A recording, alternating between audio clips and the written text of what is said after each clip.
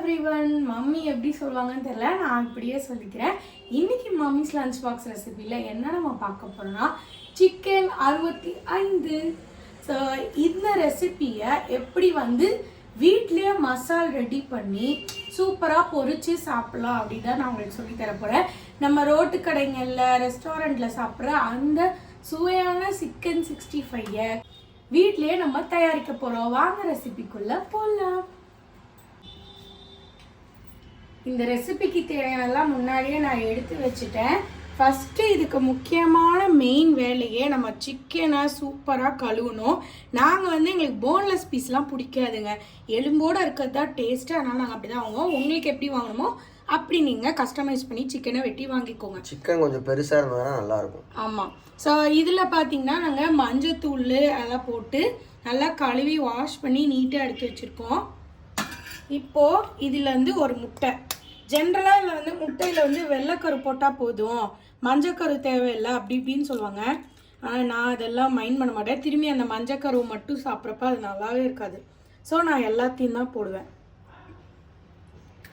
இதுக்கு நெக்ஸ்ட்டு ஸ்டெப்பாக main ingredient நம்ம ஃபுட் கலர் யூஸ் பண்ணக்கூடாது. ஏன் கடைக்கும் வீட்டுக்கு ஹைஜீனாக இருக்கும், நம்ம பார்த்து செய்வோன்றதுனால தான் செய்கிறோம். ஸோ அதுக்கு பதிலாக நான் காஷ்மீரி ரெட் சில்லி பவுடர் போடுறேன். ஸோ நீங்கள் கலர் போடாமலே நல்லா செம்மையான கலர் வந்துடும். ஓகேங்களா? மேஜர் பார்ட்டு இதே போட்டுக்கலாம். இல்லை காரம் ரொம்ப இருக்காது, நம்ம சாதா மிளகாத்தூள் இதோட கலந்துக்கணும். இப்போ நான் ஒரு 3/4 கிலோ சிக்கனில் இப்போ நான் பண்ணிகிட்ருக்கேன். இப்போ நார்மல் மிளகாத்தூள், கலர் வித்தியாசம் தெரியுதுங்களா உங்களுக்கு? காரத்துக்கு ஏற்ப நீங்கள் மிளகாத்தூள் யூஸ் பண்ணிக்கலாம். போகிறேன். இது பார்த்தீங்கன்னா நான் ஆல்ரெடி கிரேவிக்கு செஞ்சனால இல்லை ஜீரகம் மிளகு இதெல்லாம் போட்டு அரைச்சிருக்கேன். நீங்கள் வேணா அப்படி அரைக்கலாம், இல்லை வெறும் இஞ்சி பூண்டு விழுதே அரைக்கலாம், ஒன்றும் பிரச்சனை இல்லை. இஞ்சி பூண்டு கொஞ்சம் எக்ஸ்ட்ராவாக நான் போட்டுக்கிறேன், அப்போ தான் டேஸ்ட் சூப்பராக இருக்கும். நார்மலாக சிக்கன் கிரேவிக்கு போடுறத விட இதில் கொஞ்சம் எக்ஸ்ட்ராவாக போடுங்க, அது ஒரு தனி ருசியை கொடுக்கும். நெக்ஸ்ட்டு இந்த டிஷ்ஷுக்கு தேவையான சால்ட். இதில் நம்ம கல்லுப்பு போட முடியாது, ஏன்னா கரையாது. ஸோ சான்ஸே இல்லை, நம்ம சால்ட் யூஸ் பண்ணி தான் ஆகணும். பார்த்து போடுங்க, ஏன்னா பொரிக்கிறதுல சால்ட் எப்போவும் அதிகமாக தெரியும். அதனால் தேவைன்னா திரும்பி டேஸ்ட் பார்த்துட்டு கூட நம்ம போட்டுக்கலாம். இப்போ இதில் நான் கொஞ்சம் சோள மாவு, கார்ன்ஸ்டார்ச், கார்ன்ஃப்ளவர் எப்படின்னா சொல்லிக்கலாம், அதை நான் இப்போ ஆட் பண்ணுறேன். இதில் மெயினான டிப் என்னென்னா, நம்மளோட கோட்டிங் ரொம்ப அதிகமாக இருந்தால் தான் சிக்கன் நம்ம கடையில் சாப்பிட்ற மாதிரி டேஸ்ட்டாக இருக்கும். அவங்கெல்லாம் அந்த வெயிட்டை இன்க்ரீஸ்க்கு காட்டுறதுக்காக சிக்கன்னா விலை அதிகம், மாவு விலை கம்மி, ஆனால் நிறையா கோட்டிங் போடுவாங்க. ஆனால் அந்த டேஸ்ட்டே நமக்கு ரொம்ப பிடிச்சி போயிடும். அது மாதிரி தான் இப்போ நான் பண்ணிக்கிறேன்.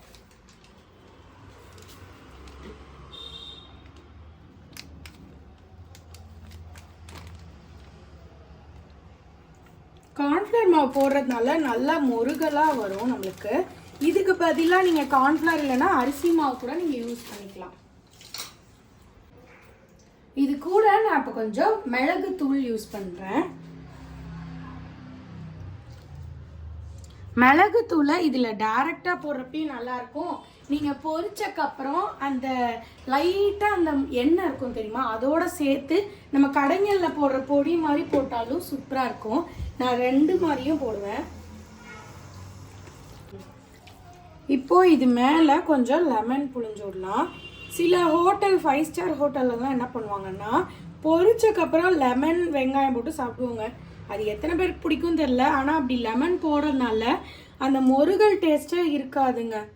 அது கொஞ்சம் ஒரு மாதிரி நமுத்து போன மாதிரி இருக்கும். ஏங்க நீங்கள் ட்ரை பண்ணியிருக்கீங்களா? எனக்கு பிடிக்காது அப்படி போட்டால்.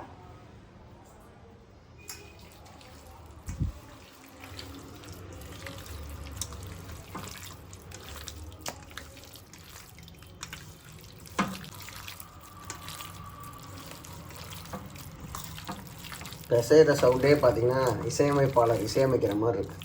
இசையமைக்கிற மாதிரி இருக்கா? அப்போ சாப்பிட்ற சவுண்டு அது ஒரு இசை தான். நீங்கள் அந்த வடிவேலு ஜோக்கில் வரவனா? நீ தட்டின பாத்தியா இது ஒரு இசை. அந்த ஆளா நீங்க? இவ்வளோதான், வேறு எதுவும் தேவையில்ல. அவ்வளோதான். அரிசி மாவுலாம் தேவையில்லையா? அரிசி மாவுலாம் தேவையில்ல. அப்போதைக்கு வாங்கிட்டு வர சொன்னேன். அது இன்னொரு நாள் செஞ்சுக்கலாம்னு வாங்கிட்டு சொன்னேன்.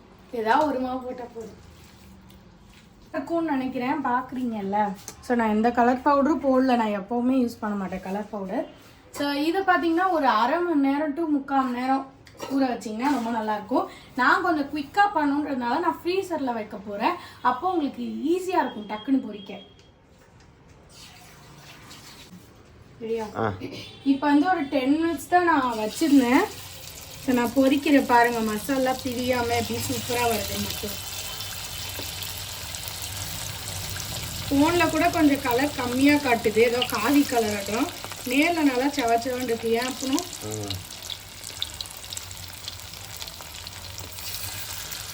இதில் வந்து எண்ணெய் கம்மியாக ஊற்றி தான் நாங்கள் பொரிப்போம். ஏன்னா எண்ணெயை வேஸ்ட் பண்ணுறதில்ல நாங்கள். எஸ். இந்த பிரசித்த டான்ஸ் கிளாஸ் போயிருக்காங்க, கொஞ்சம் அவசர அவசரமாக அவளுக்காக கொஞ்சம் சீக்கிரம் ஊற வச்சு எடுத்தாச்சு. நல்லா ஊறியும் இருக்குது. அட் லாஸ்ட் மொறுன்னு சிக்கன், உள்ள ஜூஸியாக வெளியில் கிறிஸ்பியாக, நம்ம வீட்டிலையே சுத்தமாக நல்ல எண்ணெய்ன்னு சொல்ல முடியாது, வெஜிடபிள் ஆயிலில் அப்படியே அற்புதமாக பஞ்சாக வெந்திருக்குங்க. பஞ்சாக அப்படியே லேயராக இருக்குது பாருங்க சிக்கன். டேஸ்ட் பார்த்துருவோமா?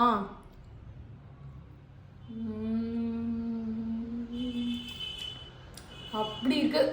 நீங்களும் ட்ரை பண்ணி பார்த்துட்டு மறக்காமல் எப்படி இருந்துச்சுன்னு கமெண்ட்டில் சொல்லுங்கள். அண்ட் இன்னொரு வீடியோவில் உங்கள் எல்லாரையும் சந்திக்கலாம். சீக்கிரம் மம்மிஸ் லஞ்ச் பாக்ஸில் என் மாமியாரே கலந்துப்பாங்க. Until then, this is bye from Saraswati Vijay. Mummy's lunch பாக்ஸை மறக்காமல் சப்ஸ்கிரைப் பண்ணுங்கள், மம்மியை சப்போர்ட் பண்ணுங்கள். மம்மி கூடிய சீக்கிரத்தில் உங்களுக்கு வீடியோ போட இன்னும் 2 நாளில் வந்துடுவாங்க. பாய் பாய். Bye bye.